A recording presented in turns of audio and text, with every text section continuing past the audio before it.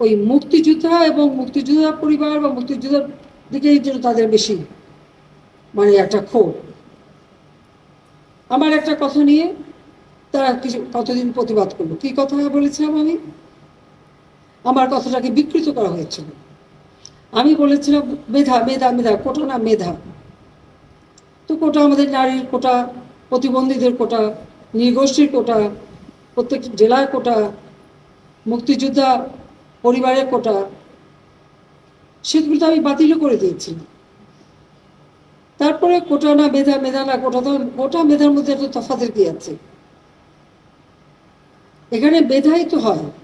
প্রথমে প্রিলিমিনারিতে তাদেরকে পরীক্ষা নেওয়া হয়, এরপর লিখিত পরীক্ষা হয়। লিখিত পরীক্ষা পাশ করলে তখন তাদের ভাইবা নেওয়া হয়।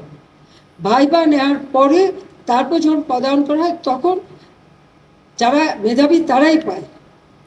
আর অবশ্যই কোটাগুলি ভাগ করে দেওয়া হয়। তাহলে যারা পরীক্ষা দিয়ে মেধাবী তারাই তো পাচ্ছে। সেই সূত্রে আমি বলেছিলাম যে কি মেধাবী কি শুধু মানে মুক্তিযোদ্ধা পরিবারের সন্তান সন্ততিরা কি মেধাবী না? তাহলে মেধাবী কি শুধু ওই রাজাকারের ছেলে মেয়ে? এটা বলার সাথে সাথে তাদের স্লোগান দেওয়া কি, বিকেল 4টায় আমি প্রেস কনফারেন্স করি, কয়েক ঘন্টা চলে যায়, হঠাৎ রাত্রেবেলা কোথায় 11টা 11:30টার দিকে দেখলাম অনেক ছেলে মেয়ে বের হয়ে আসছে, মেয়েরা হল থেকে বের হয়ে আসছে। তাদের স্লোগানটা কি? তারা রাজাকার, তুমি কে আমি কে, রাজাকার রাজাকার, তোমার বাবা আমার বাবা রাজাকার রাজাকার।